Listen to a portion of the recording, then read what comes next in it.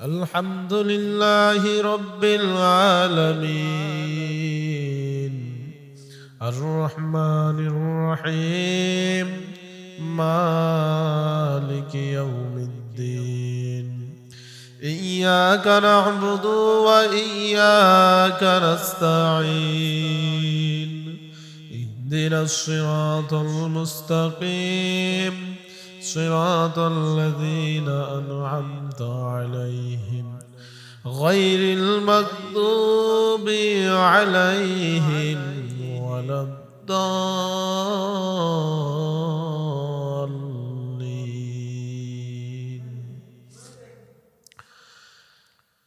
صدق الله مولانا العظيم وصدق رسوله النبي الكريم، ونحن على ذلك من الشاهدين والشاكرين والذاكرين، والحمد لله رب العالمين. اللهم صل على روح محمد في الأرواح، وعلى جسد محمد في الأجساد، وعلى قلب محمد في القلوب، وعلى قبر محمد في القبور. سبحانك لا علم لنا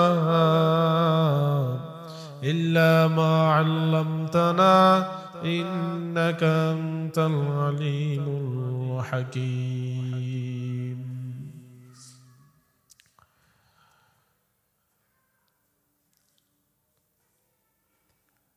পৃথিবী আমার আসল ঠিকানা নয়, পৃথিবী আমার আসল ঠিকানা নয়। মরণ একদিন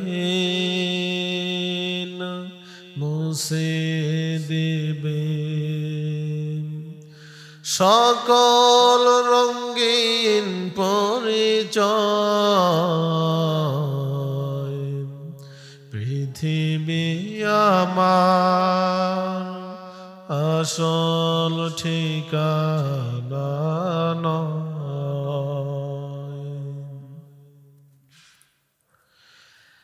মিছে মানুষের বন্ধন, মিছে মায়া স্নেহ প্রীতি ক্রন্দন,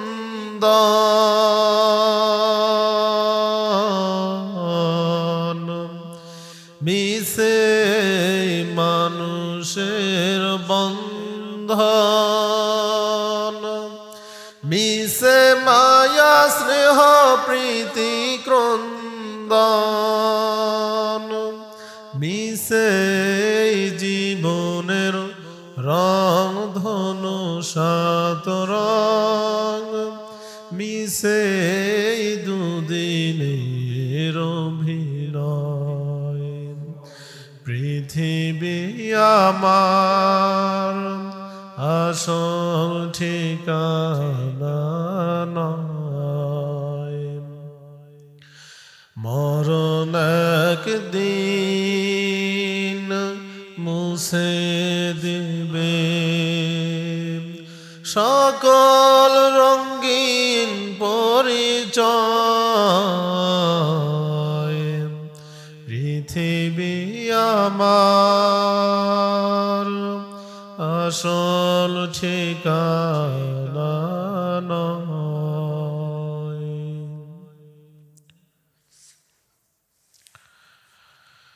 শুকরিয়া জ্ঞাপন করছি সেই মহান রব্বুল আলামিনের দরবারে, যে মহান রব আজকে আবার আমাদেরকে একত্রিত হয়ে মসজিদে এসে কিছু কথা শোনার জন্য, বলার জন্য আমাদেরকে এই প্রতিকূল আবহাওয়ার ভিতরে উপস্থিত হওয়ার জন্য আল্লাহ পাক কবুল করেছেন। এই জন্য সেই মালিকের দরবারে কালিমাত শুকর গুজার করছি, আলহামদুলিল্লাহ। আল্লাহ পাক রব্বুল আলামিন যাকে পছন্দ করেন তার মাধ্যমে আল্লাহ ইসলামের কাজ, দ্বীনের কাজ সব করায় নেন। আর যেই বান্দিকে আল্লাহ পাক পছন্দ করেন না, আল্লাহ পাক তার দ্বারা ইসলামের কাজকে করান না। তো কাজেই প্রিয় উপস্থিতি, এই জুম্মার দিনে যারা জুম্মার নামাজকে আজানকে আল্লাহর ডাককে যারা সাড়া দেয়, বুঝতে হবে আল্লাহ পাক তাদেরকে পছন্দ করেন। বলেন সুবহানাল্লাহ। আর যারা মসজিদে আজান হয়েছে, আল্লাহর ডাক দিয়েছেন, আল্লাহর জন্য ডাকা হচ্ছে, নামাজের জন্য ডাকা হচ্ছে, এই ডাকে যারা সাড়া দেয় না, তাদের কাছে বন্ধু বান্ধবের ডাকের সাড়ার গুরুত্ব আছে, তার কাছে সন্তানের ডাকের গুরুত্ব আছে, স্ত্রীর ডাকের গুরুত্ব আছে, পিতার ডাকের গুরুত্ব আছে, বন্ধু বান্ধবদের ডাকের গুরুত্ব আছে। বন্ধুরা যখন ফোন করে, বন্ধুরা যখন ডাক দেয়, একেবারে নাওয়া খাওয়া ভুলে দৌড় দেয় সেই দিকে, ঠিক না? কিন্তু যখন মসজিদে আল্লাহর জন্য ডাকা হচ্ছে, নামাজের জন্য ডাকা হচ্ছে, তখন এই ব্যক্তিগুলো গাফেল হয়ে বসে থাকে, মনে হয় কেউ যেন ডাকছেই না, কেউ যেন শুনছেই না। তো এই ব্যক্তিগুলোকে আল্লাহ পাক রব্বুল আলামিন কিয়ামতের ময়দানে আউয়ালু মা ইউহাসাবু বিহিল আবদু ইয়াউমাল কিয়ামাতি মিন আমালিহিস সালাত, কিয়ামতের দিন আল্লাহ পাক সর্বপ্রথম জিজ্ঞেস করবে, বান্দা তুমি কি নামাজ পড়েছো নাকি পড়ো নাই? তোমার আমলনামায় নামাজ ছিল নাকি ছিল না? এই হিসাব দিতে হবে। এই হিসাব দুনিয়াতে যদি নামাজের গুরুত্ব দিয়ে থাকি তাহলে সেদিন পার পাওয়া যাবে। আর যদি দুনিয়াতে নামাজের গুরুত্ব কম দিয়ে থাকি, নামাজের আজান হয়েছে, মনে হচ্ছে যে দোকানটা বন্ধ করি, বন্ধ করতে করতে নামাজের সময় পার হয়ে গেল। নামাজে আজান হয়েছে, নামাজের জন্য আজান হয়েছে, বাড়িতে একটা কাজ পড়ে আছে, মনে হলো কাজটা শেষ করি, এরপর নামাজের কাজ আদায় করব। তার মানে হলো সে কাজের গুরুত্ব বেশি দিল, নামাজের গুরুত্ব কম দিল। অনেক মায়েদের দেখা যায় অভিযোগ দেয় যে হুজুর সন্তানটা ছোট, বাচ্চাটা ছোট, একেই সামলাই নাকি নামাজ পড়ি। স্বামীটা খারাপ, নামাজ ঠিক মতো আদায় করতে দেয় না, রোজা রাখতে দেয় না, ইসলামের হুকুমগুলো পালন করতে দেয় না। বলেন তো এই মহিলাদের স্বামী কি ফেরাউনের চেয়েও খারাপ? হ্যাঁ, না। তো ফেরাউনের ঘরে থেকে তারা বিবি আসিয়া যদি আল্লাহর হুকুম পালন করতে পারে, নামাজ আদায় করতে পারে, আল্লাহকে যদি ডাকতে পারে, তাহলে ফেরাউনের থেকে তো আর খারাপ না। তাহলে তারা কেন পারবে না, আমরা কেন পারবো না? মূল কথা হলো গোড়ায় গন্ডগোল। মূল কথা হলো নামাজের প্রতি আগ্রহ কম, মূল কথা হলো আল্লাহর ভয় কম, মূল কথা হলো জান্নাতের আশা আছে জান্নাতের, কিন্তু কাজ করতে পারি না। মূল কথা হলো জাহান্নামের ভয় অন্তরে নাই। এটাই হচ্ছে মূল কথা। তো কাজেই প্রিয় উপস্থিতি, আল্লাহ পাক রব্বুল আলামিন দুনিয়াতে ছেড়ে দিয়েছেন, তার মানে একেবারে ছেড়ে দেন নাই। ঘুড়ি উড়ায়, ঘুড়ির সুতা যেমন সেই ঘুড়িওয়ালার কাছে থাকে, ঘুড়ি যত দূরেই উড়ুক না কেন, এক সময় সুতা টান দিয়ে সেটাকে কাছে নিয়ে আসে। তো দুনিয়াতে আল্লাহ পাক ছেড়ে দিয়েছে, ওই রকম ঘুড়ির সুতা আল্লাহ পাক নিজের কাছে রেখে দিয়েছেন। যখনই সময় হয়ে যাবে আজরাইলকে বলবেন, টান দেবে, আবার আমার গন্তব্যে, আমার আসল জায়গায় আমাকে যেতে হবে। তো এই চিন্তাগুলো, এই ফিকিরগুলো যতদিন না আমাদের মনের মধ্যে না আসবে, ততদিন ইমানদার হওয়া যাবে না। আর ইমানদার না হয়ে মৃত্যুবরণ করলে সে তার জাহান্নাম ছাড়া কোনো উপায় নেই, ঠিক কিনা? এজন্য আল্লাহ পাক রব্বুল আলামিন বলেন, আলহামদুলিল্লাহি রাব্বিল আলামিন। সমস্ত প্রশংসা আমার আল্লাহ পাক রব্বুল আলামিনের জন্য। দুনিয়াতে বান্দা কাজ করো, দুনিয়ার সংসার করো, কোনো আপত্তি নাই, কিন্তু দুনিয়ার ভিতরে সব কাজ তুমি করতে পারবে বান্দা, আল্লাহর প্রশংসা বাদ দিয়ে নয়। দুনিয়ার ভিতরে যতই কাজ করো না কেন, দুনিয়ার ভিতরে সংসার করবা, কোনো আপত্তি নেই, কোনো সমস্যা নেই। চাকরি করো, ব্যবসা করো, কোনো সমস্যা নাই, কিন্তু আল্লাহ পাক রব্বুল আলামিন কোরআনের শুরুতেই বলে দিয়েছেন আলহামদুলিল্লাহি রাব্বিল আলামিন। সমস্ত প্রশংসা কেবল আমার আল্লাহ পাক রব্বুল আলামিনের জন্য। দুনিয়ার কাজে মগ্ন হইয়া যারা আমার আল্লাহ পাক রব্বুল আলামিনকে ভুলে যাবে, আল্লাহ পাক রব্বুল আলামিন কিয়ামতের ময়দানে ওই বান্দাগুলো কেউ ভুলে যাবে, ঠিক কিনা? এই জন্য আল্লাহ পাক রব্বুল আলামিন বলেন, এই দুনিয়ার জমিনে আল্লাহ পাক রব্বুল আলামিন বান্দাকে পাঠিয়ে দিয়েছেন, আল্লাহ পাক ছেড়ে দিয়েছেন। এর মানে এই নয় যে আল্লাহ পাক রব্বুল আলামিন আপনাকে আর আমাকে দেখছেন না। আল্লাহ পাকের কোনো ঘুমের প্রয়োজন নাই, কোনো খানার প্রয়োজন নাই, আমার আল্লাহর চিন্তার প্রয়োজন নাই, টেনশনের প্রয়োজন নাই, বিবির চিন্তা নাই, সন্তানের চিন্তা নাই। আমরা আল্লাহ পাক রব্বুল আলামিন সমস্ত টেনশন থেকে মুক্ত, আল্লাহ পাক রব্বুল আলামিন খানা থেকে মুক্ত, সব কিছু পরেশানি থেকে আল্লাহ মুক্ত। সুতরাং বান্দা ঘুমিয়ে যাও, 24 ঘন্টায় আল্লাহর নজর তোমার উপর রয়েছে। সুবহানাল্লাহ। 24টা ঘন্টার কোথায় কি করো না করো সব চিন্তা আল্লাহ পাক, সব নজর তার কুদরতি নজর সব সময় তোমার উপর আছে। সুবহানাল্লাহ। এমনকি বান্দা গভীর রজনীতে তুমি ঘুমিয়ে যাও, আল্লাহ পাক রব্বুল আলামিন বলেন বান্দা তুমি রাতের বেলা ঘুমাও, মনে করো না আল্লাহ পাক রব্বুল আলামিন হয়তো এই সময় ঘুমিয়ে আছে, আমাকে দেখে না। না না, সারাদিন কাজ করার পর বান্দা যখন রাতের বেলা ঘুমাও, আল্লাহ পাক রব্বুল আলামিন ওই সময়ে আল্লাহ পাক রব্বুল আলামিন প্রথম আসমানে নামিয়ে আসিয়া ওই সময়টাতে আল্লাহ রহমতের সমস্ত দরজা খুলে দেয়, আর বান্দাদেরকে ডাকতে থাকে, ও বান্দারা, কার গুনাহ মাফের প্রয়োজন, কার রিজিকের প্রয়োজন, কার দুনিয়ার সমস্যা আমি আল্লাহর কাছে চাও। এই মুহূর্তে দুনিয়ার সব মানুষ ঘুমন্ত, আর আমি আল্লাহ পাক রব্বুল আলামিন আমার রহমতের ভান্ডার খুলিয়া তোমাকে দেওয়ার জন্যই অপেক্ষায় রয়েছি। তাহলে আল্লাহ পাক দেওয়ার জন্য প্রস্তুত, আমরা নেওয়ার জন্য প্রস্তুত নই, ঠিক কিনা? দেওয়ার জন্য আল্লাহ পাক প্রস্তুত। এই জন্য আল্লাহ পাক বলেন আলহামদুলিল্লাহি রাব্বিল আলামিন। কোরআনের শুরুতে আল্লাহ পাক রব্বুল আলামিন বললেন সমস্ত প্রশংসা একমাত্র আমার আল্লাহর জন্য। কোরআনের শুরুতে আল্লাহ পাক এই কথা বলার মাধ্যমে বান্দাদেরকে সতর্ক। আচ্ছা, কোরআনের শুরুতে আমার আল্লাহ আলহামদুলিল্লাহি রাব্বিল আলামিন এই কথা বলার মাধ্যমে আমার আল্লাহ বান্দা বান্দিকে সতর্ক করিয়া দিলেন, ও বান্দারা, দুনিয়ার ভিতরে যত কাজ আছে করো, কোনো সমস্যা নাই, কিন্তু দুনিয়ার ভিতরে থাকিয়া সর্বপ্রথম আল্লাহর শুকরিয়া ভুলে যাইও না, আল্লাহর কথা ভুলে যেও না। দুনিয়ার কাজে মগ্ন হইয়া আল্লাহর কথা ভুলে যেও না।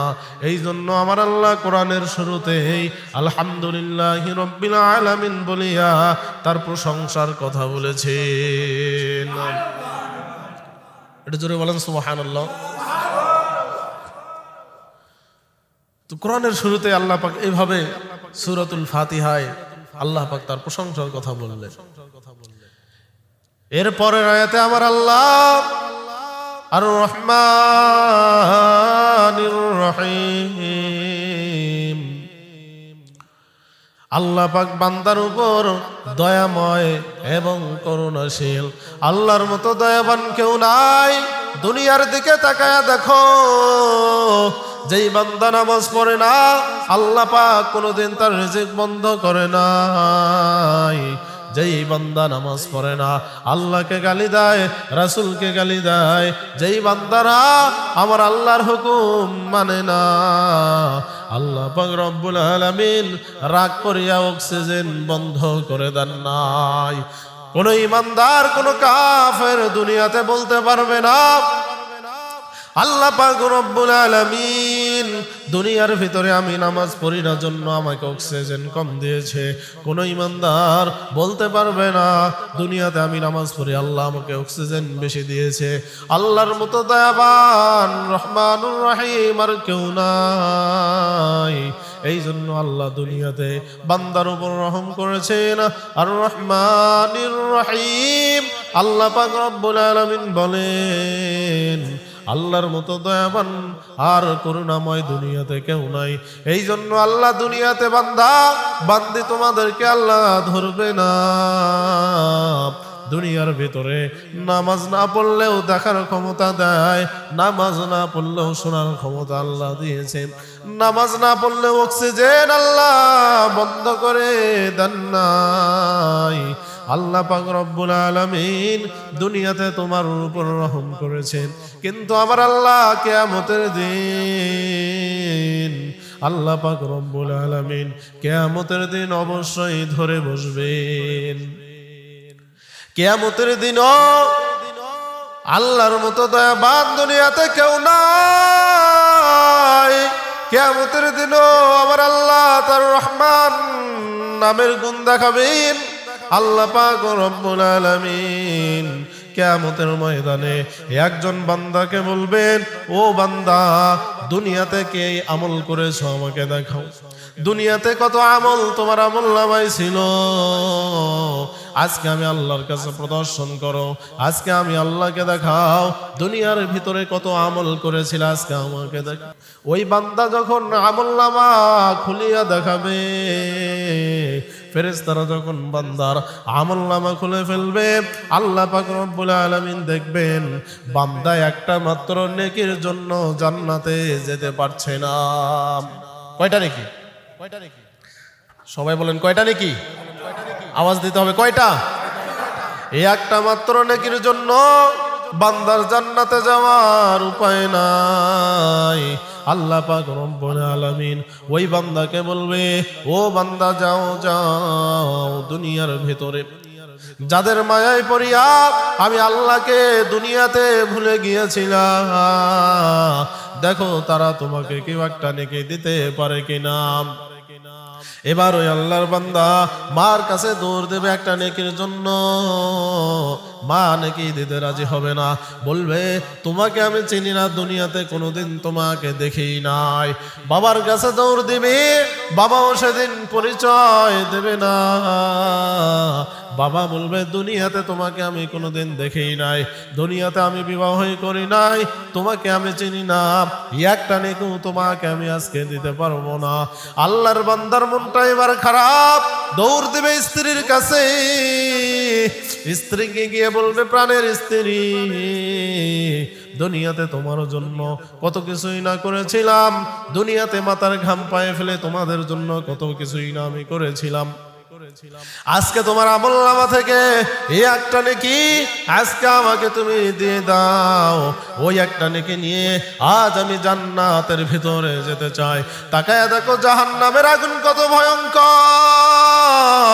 ওই জাহান্নামে আল্লাহ পাক আজকে আমাকে নিক্ষেপ করে দিবেন যদি একটা নেকি না দিয়ে দাও। স্ত্রী বলবে দুনিয়াতে বিবাহ হয় নাই, দুনিয়াতে কোনোদিন তোমাকে দেখি নাই, একটা নেকিও দিতে পারবো না। চলে যাবে সন্তান সন্ততির কাছে, সন্তান সন্ততি পরিচয় দেবে না। এবার আল্লাহর বান্দার মনটা খারাপ হয়ে গেল, চোখ দিয়ে পানি। দুনিয়াতে কাদের জন্য কি করলাম কেউ আজকে পরিচয় দেয় না। একটা নেকির জন্য দাঁড়ে দাঁড়ে ঘুরলাম, একটা নেকি আমাকে কেউ দিতে রাজি হলো না। আল্লাহর বান্দা মনটা খারাপ করিয়া আল্লাহর দরবারে ফিরে আসতে থাকবেন। প্রতিমধ্যে দেখবেন একজন বান্দা তার চোখের মধ্যে পানি, চিন্তায় মগ্ন। জিজ্ঞেস করবেন, ভাই আজকে আমি দাঁড়া দাঁড়া গেলাম, এই একটা নেকি কেউ আমাকে দিয়ে সাহায্য করলো না, কি ব্যাপার তোমার মনটা কেন খারাপ? ওই বসে থাকা আল্লাহর বান্দা ডাক দিয়ে বলবে, ভাইজান এই একটা মাত্র নেকির জন্য তুমি জান্নাতে যাইতে পারবা না। মায়ের কাছে গিয়েছো, মা নেকি দিতে রাজি হয় নাই। বাবার কাছে গিয়েছো, বাবাও নেকি দিতে রাজি হয় নাই। সন্তান সন্ততি তাড়িয়ে দিয়েছে, কেউ তোমাকে নেকি দিতে রাজি না। আর আমার আমলনামার ভেতরে এই একটা মাত্র নেকি অবশিষ্ট রয়েছে। সুবহানাল্লাহ বলে। তুমি একটা নেকির জন্য জান্নাতে যাওয়ার সুযোগ নাই, আর আমার আমলনামার ভেতরে নেকি নাই, শুধুমাত্র একটা নেকি অবশিষ্ট রয়েছে। তবে আজকে আমি চাই আমার এই একটা নেকি যদি তোমাকে দান করে দেই, ওই একটা নেকি নিয়ে তুমি জান্নাতের ভিতরে যাইতে পারবে। আমার একটা নেকি তোমাকে আজকে আমি দান করে দিলাম, ওই একটা নেকি নিয়ে তুমি জাহান্নামের আগুন থেকে বাঁচিয়া জাহান্নামের জান্নাতের ভিতরে চলে যাও। ওই আল্লাহর বান্দার কাছ থেকে একটা নেকি নিয়ে তার নেকি পূর্ণ করিয়া আল্লাহর দরবারে চলে যাবেন। আল্লাহ পাক ডাক দিয়ে বলবেন, এ গোলাম, আজ এই কিয়ামতের ময়দানে মা সন্তানকে ভুলে গেল, বাবা তার সন্তানকে ভুলে গেল, সন্তান তার বাবাকে ভুলে গেল, স্ত্রী স্বামীকে ভুলে গেল, স্বামীর কাছে স্ত্রীর কোনো খবর নাই। আজ এই কিয়ামতের ময়দানে ইয়াউমা ইয়াফিরুল মারউ মিন আখি ওয়া উম্মিহি ওয়া আবি ওয়া সাহিবাতিহি ওয়া বানি। এই কিয়ামতের দিন ভাই ভাইকে ভুলে গিয়েছে, যেদিন কেউ কারো পরিচয় দেয় না। ও বান্দা তুমি বলো, তোমাকে একটা নেকি দিয়ে কে সাহায্য করলো? আল্লাহর বান্দা চোখের পানি ছেড়ে কান্দে রব্বুল আলামিন। ঠিক বলেছেন, মার কাছে গিয়েছিলাম নেকির জন্য, মা পরিচয় দিতে রাজি হয় নাই। বাবার কাছে গিয়েছিলাম, বাবাও পরিচয় দিতে রাজি হয়নি। স্ত্রীর কাছে গেলাম, স্ত্রীও পরিচয় দিতে আর আমাকে রাজি না। কত আত্মীয় স্বজনের কাছে ঘুরলাম, কেউ আমাকে একটা নেকি দিতে রাজি হলো না। আল্লাহ মনটা খারাপ করিয়া তোমার দরবারে আবার আসতেছিলাম। রাস্তার মাঝে তোমার এক বান্দা, তার আমলনামার ভিতরে মাত্র একটাই নেকি অবশিষ্ট রয়েছে। ওই বান্দা দয়া করিয়া মায়া করিয়া একটা নেকি আমাকে আজকে দান করে দিয়েছে। নিজে জাহান্নামে যাবে, কোনো আফসোস নাই, কিন্তু ওই বান্দা চায় আমি যেন একটা নেকি নিয়ে জান্নাতে চলে যাই। আল্লাহ পাক ডাক দিয়ে বলে, রে গোলাম তাড়াতাড়ি করে চলে যাও। এই কিয়ামতের ময়দানে মা তোমাকে ভুলে গিয়েছে, বাবা তোমাকে ভুলে গিয়েছে, স্ত্রী তোমাকে স্মরণ করে নাই, সন্তান সন্ততিও তোমাকে স্মরণ করে নাই। আর এই ভয়াবহ ময়দানে কার এত দয়া, কার এত মায়া তোমাকে একটা নেকি দান করে দিল? আল্লাহ পাক রব্বুল আলামিনের কথা শুনিয়া ওই বান্দা যে একটা নেকি দান করেছে তাকে ধরে আল্লাহর দরবারে নিয়ে গেল। যাওয়ার পর আল্লাহ পাক রব্বুল আলামিন ডাক দিয়ে বলে, রে বান্দা, এই দুনিয়ার ভিতরে এই কিয়ামতের দিন, যেদিন কেউ কাউকে পরিচয় দেবে না, নিজের শরীরের দিকে তাকানোর সময় নাই, এত ভয়াবহ ময়দানে তোমার আমলনামায় মাত্র একটা নেকি ছিল, সেই একটা নেকি কেন তুমি তাকে দান করে দিলা? তোমার মনের মধ্যে এত দয়া, এত মায়া।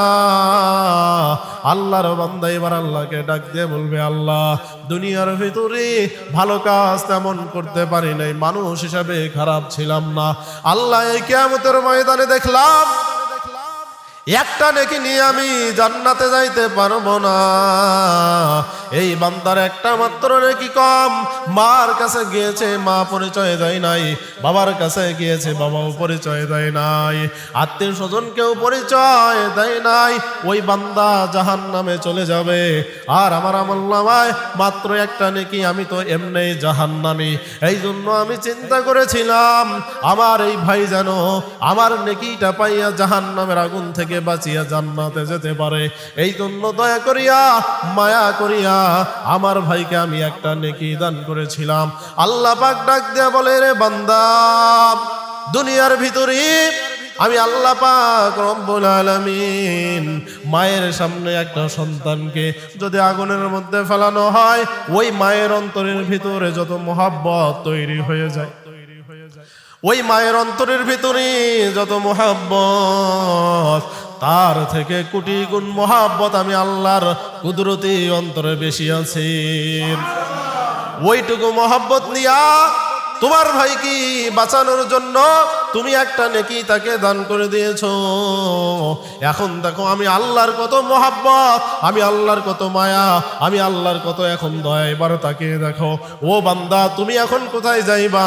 বলে, আল্লাহ আমার আমলনামায় তো এখন কোনো নেকি নাই, আমি এখন জাহান্নামের অধিবাসী হয়ে গেলাম।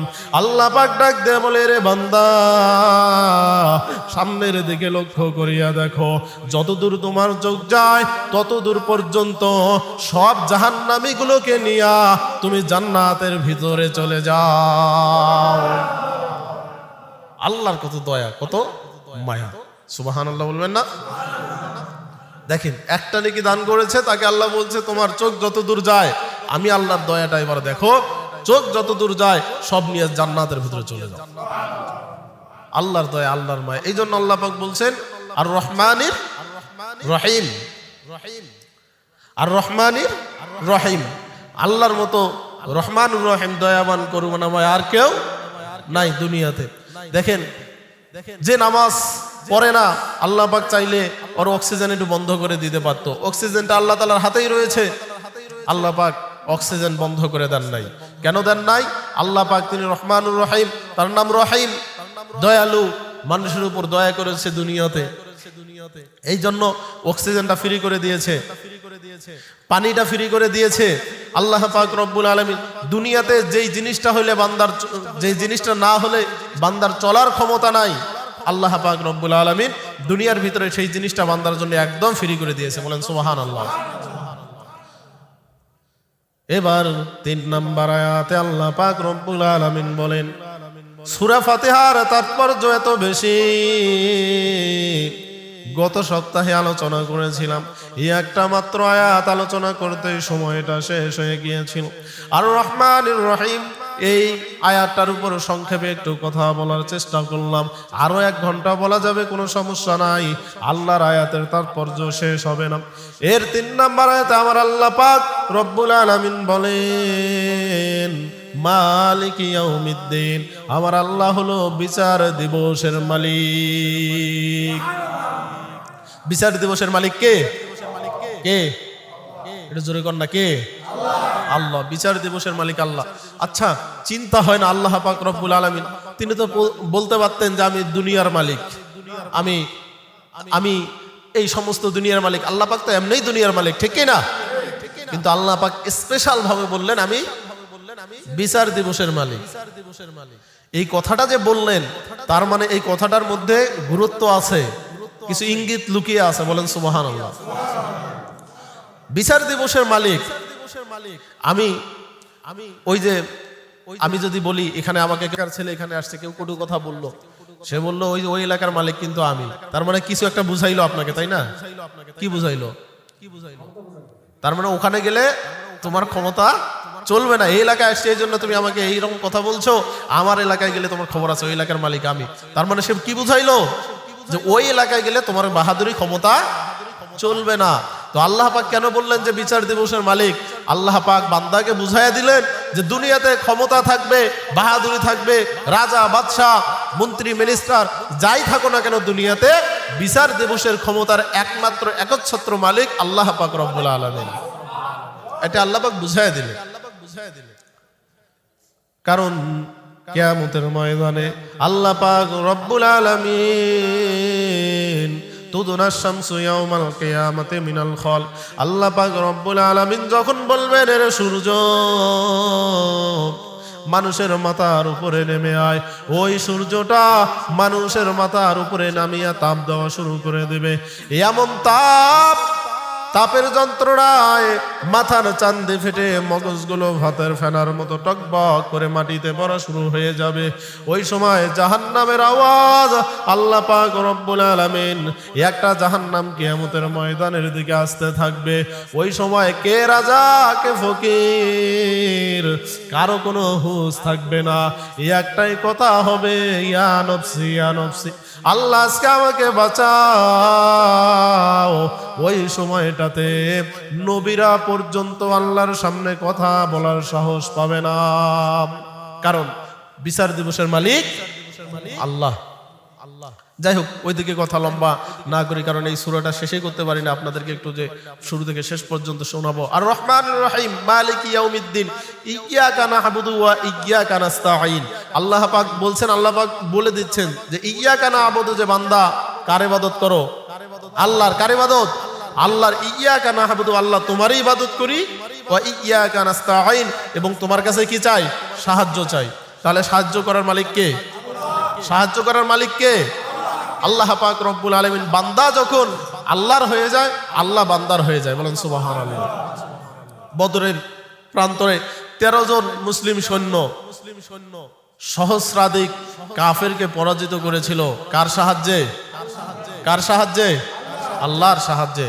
আল্লাহ পাক বলেন, বান্দা যখন আমার হয়ে যায়, আমি বান্দাকে ফেরেশতা দুনিয়াতে পাঠিয়ে দিয়ে সাহায্য করি। সুবহানাল্লাহ অনেকে বলেনি, বলেন না সুবহানাল্লাহ। আল্লাহ পাক সাহায্য করেন রব্বুল আলামিন। দুনিয়াতে আজকে আমাদের দোষে আমরা সাহায্য পাই না, ঠিক কি না? দুনিয়াতে আমাদের দোষে আমরা সাহায্য পাই না। সেই খলিফা খেলাফতের সময় আল্লাহর আইন ছিল, ছিল কিনা? খেলাফতের সময় মানুষ কথায় কথায় এসে যায়, একটু বলতে হচ্ছে, মানুষের তৈরি করা আইন যে করে তাকে বলে তাগুত। কি বলে? তাগুত। কি বলে? তাগুত। তাগুত কাকে বলে? যারা আল্লাহর আইন বাদ দিয়ে নিজের মন গড়া আইন তৈরি করে তাকে বলে তাগুত। আর ওই তাগুতকে যারা মানে আল্লাহর আইন বাদ দিয়ে অন্য আইনকে যারা মেনে নেয় মনে প্রাণে, এদেরকে বলে মুশরিক। তার মানে আমরা বাংলাদেশের অধিকাংশ মানুষ হয় তাগুতের মধ্যে লিপ্ত, না হলে মুশরিকের মধ্যে লিপ্ত, ঠিক কি না? খেলাফতের যুগে আল্লাহর আইন দ্বারা, আল্লাহর আইন ছিল, আব্বাসীয় যুগের আল্লাহর আইন ছিল, কিন্তু আব্বাসীয় যুগের পর সর্বপ্রথম আল্লাহর আইনের বিরোধিতা করে নতুন করে আইন তৈরি করেছিল, মানুষের তৈরি করা আইন তৈরি করেছিল তাতারিরা। তারা বাগদাদকে ধ্বংস করেছিল, খেলাফতের মূল কেন্দ্রকে ধ্বংস করিয়া তারা নিজেদের মন গড়া আইন তৈরি করেছিল। যখন নিজেদের মন গড়া আইন তৈরি করলো, তাদের নেতা ছিল হলো চেঙ্গিস খান। নাম শুনেছেন না? এই চেঙ্গিস খান নিজের মন গড়া আইন তৈরি করেছে, মুসলমানদের বুকের উপরে কুড়াল মেরেছে। তারা নিজেদের মন গড়া আইন তৈরি করে রাষ্ট্র পরিচালনা করতে চেয়েছে, মানুষকে পরিচালনা করতে চেয়েছে। কিন্তু ইবনে তাইমিয়া রাহমাতুল্লাহি আলাইহি তার এই আইনকে মানে নাই। তিনি আলেমরা সেই সময় প্রতিবাদ করেছে যে না, মানুষের তৈরি করা মতবাদ, মানুষের তৈরি করা আইন আমরা মানবো না, একমাত্র আইন মানবো জমিন যার, আইন চলবে তার। বলেন সুবহানাল্লাহ। তাতারিদের সঙ্গে যুদ্ধ হলো, যুদ্ধে তাতারিরা পালায়ন করলো, অনেক তাতারি নিহত হলো, আবার জমিনে আল্লাহর আইন ফিরে আসলো। বলেন সুবহানাল্লাহ। ওসমানীয় খেলাফত চললো, এরপর মুঘল সাম্রাজ্য দ্বারা আমাদের ভারত উপমহাদেশও শাসন হলো। সুবহানাল্লাহ বলে। আল্লাহর আইনেই, আল্লাহর আইন ছিল, কিন্তু আবার আমাদের মুসলমানদের, আবার মুসলিম বিশ্বের বুকের উপরে কুড়াল মারলো। সেই 1757 সালে ইংরেজরা ভারত উপমহাদেশ আক্রমণ করলো। মুসলমানরা স্বাধীনতা হারিয়েছে, এটা বড় পরাজয় নয়। মুসলমানরা শোষণ হয়েছে, তাতেও দুঃখ নাই। মুসলমানরা স্বাধীনতা হারিয়েছে, এটাও দুঃখের বিষয় নয়। দুঃখের বিষয় হলো তারা কোরআন আল্লাহর আইনকে বাদ দিয়ে ব্রিটিশরা নতুন আইন প্রণয়ন করলো, ঠিক না? আবার তাগুদের কাছে, তাগুদ দ্বারা মুসলমানরা আবার আবদ্ধ হয়ে পড়ল। ওই সময়টাতে শাহ আব্দুল আজিজ মুহাদ্দিস দেহলভী রহমতুল্লাহি আলাই তিনি একটা ফতোয়া জারি করলেন। কি ফতোয়া জারি করলেন? তিনি বললেন যে একটা দেশের ভিতরে যদি শতকরা 90 জন মুসলমান থাকে আর ওই দেশের মধ্যে যদি আল্লাহর আইন না থাকে, ওটাকে ইসলামের দেশ বলাই যাবে না। তিনি বললেন একটা দেশের মধ্যে যদি শতকরা 5 জন মানুষ মুসলিম থাকে আর ওই দেশের মধ্যে যদি আল্লাহর আইন থাকে, সেটাই ইসলামের দেশ। বলেন সুবহানাল্লাহ। তিনি বললেন যেহেতু এখন এই ভারত উপমহাদেশে ব্রিটিশরা তাদের তৈরি করা আইন মানুষের উপর চাপিয়ে দিয়েছে, এটাকে ইসলামের দেশ বলার আর সুযোগ নাই। এটাকে বলা হয় এটা ইসলামের দেশ বলার আর সুযোগ নাই। সুতরাং যেই দেশের মধ্যে তাগুত থাকবে, যেই দেশের মধ্যে আল্লাহর আইনকে বাদ দিয়ে মানুষ মন করা আইন তৈরি করবে, যারা তৈরি করবে আল্লাহর আইন প্রতিষ্ঠা করার জন্য, তাদের বিরুদ্ধে জিহাদ করা ফরজ। সুবহানাল্লাহ বলেন। শুরু হয়ে গেল আলেমদের সংগ্রাম। ব্রিটিশদের বিরুদ্ধে অনেকগুলো যুদ্ধের ইতিহাস আপনারা জানেন। শেষ পর্যন্ত 1947 সালে ব্রিটিশরা ভারত উপমহাদেশ থেকে পালাতে বাধ্য হয়েছে, ঠিক কিনা? কিন্তু এই যে যখন আলেমরা এই ব্রিটিশদের বিরুদ্ধে সংগ্রাম শুরু করলো, ঘরে ঘরে আলেম ওলামাদের সন্তানরা এতিম হতে লাগলো, ঘরে ঘরে আলেম ওলামাদের স্ত্রীরা বিধবা হতে লাগলো। 1 জন 2 জন নয়, 63,000 আলেম ব্রিটিশ বিরোধী আন্দোলনে জীবন দিয়েছে। বলো সুবহানাল্লাহ। 63,000 আলেম জীবন দিয়েছে ভাই কিসের জন্য? আল্লাহর আইন আল্লাহর জমিনে প্রতিষ্ঠা করার জন্য, ঠিক কিনা? 63,000 মুখে শুনে মনে হচ্ছে খুব সহজ, মনে হয় খুব সহজ। 63,000 আলেম জীবন দিয়েছে কিসের জন্য? আল্লাহর আইন আল্লাহর জমিনে প্রতিষ্ঠা করার জন্য। 1947 সালে ব্রিটিশরা ভেঙে গেল, তাহলে আমাদের ভারত উপমহাদেশে থাকলো হিন্দু আর মুসলমান। হিন্দু আর মুসলমান থাকলো। মুসলিমরা অনুভব করলো এত বড় ভূখণ্ডের দরকার নাই, আমরা এমন একটা ভূখণ্ড চাই যে ভূখণ্ডের মধ্যে জমিন যার আইন চলবে তার, ঠিক কিনা? আমাদের মুসলিম শাসকরাই মুসলমানদের বেশি ধোঁকা দিয়েছে, ঠিক কিনা? 1970 সালের নির্বাচনে আপনারা অনেকে জানেন কি ছিল, যে যদি আমাদের রাজনৈতিক সেই মুসলিম শাসকরা যদি নির্বাচিত হয়ে আসে, তাহলে কোরআন সুন্নাহ বিরোধী কোনো আইন থাকবে না, ঠিক কিনা? কোরআন সুন্নাহ বিরোধী কোনো আইন থাকবে না। মানুষ ভোট দিল, ভোট দেওয়ার পরে পাকিস্তান যখন সেই আমাদের ভোটের অধিকার দিল না, আমরা সংগ্রাম করে যুদ্ধ করে দেশকে স্বাধীন করলাম, ঠিক কিনা? কিন্তু যেই প্রতিজ্ঞা ছিল, যেই ওয়াদা ছিল, কোরআন সুন্নাহ বিরোধী কোনো আইন হবে না, ইসলাম বিরোধী কোনো আইন হবে না। দেশ স্বাধীন হওয়ার পর মুসলমানদের সাথে গাদ্দারি করে ধর্ম নিরপেক্ষ মতবাদ দ্বারা সংবিধান প্রণয়ন করা হয়েছিল, ঠিক কিনা? কাজেই সেই যুদ্ধের পর আমরা ইসলাম বাংলা, আমরা সোনার বাংলা দেখলাম, আমরা তারপর সবুজ বাংলা দেখলাম, এখন তো ডিজিটাল বাংলা দেখতেছি, আবার স্মার্ট বাংলা দেখতেছি। কিন্তু এবার বাংলার মুসলমানদের দাবি একটা ইসলাম বাংলা দেখতে চায়, ইসলাম বাংলা আমরা দেখতে চাই। এই যে সংবিধান প্রণয়নের কথা বলা হচ্ছে, আমাদের সারা বাংলাদেশের আলেম ওলামাদের 3টা দাবি। 1 নাম্বার হচ্ছে ওই সংবিধানে আল্লাহর প্রতি পূর্ণ আস্থা এবং বিশ্বাসের কথা থাকতে হবে, ঠিক কিনা? বর্তমান সংবিধান, জুলাই বিপ্লবের পরে যে সংবিধান আমরা পেয়েছি, সেই সংবিধান সংস্কার করে আল্লাহর প্রতি আস্থা এবং বিশ্বাস স্থাপনের কথা থাকতে হবে। 2 নাম্বার হচ্ছে ওই সংবিধানে কোরআন বিরোধী, হাদিস বিরোধী, সুন্নাহ বিরোধী, ইসলাম বিরোধী কোনো আইন থাকতে পারবে না। আর 3 নাম্বার হচ্ছে এই সংবিধানে সারা বাংলাদেশের মুসলমানদের আলেমদের একটাই দাবি, ওই সংবিধানে যারা রাসূলকে গালি দিবে, কোরআনকে গালি দিবে, মা আয়েশাকে গালি দিবে, খাদিজাকে গালি দিবে, কোরআন নিয়ে যারা কটূক্তি করবে, এদের ফাঁসির আইন থাকতে হবে, ফাঁসির আইন থাকতে হবে। এটা সারা বাংলাদেশের মুসলমানদের দাবি।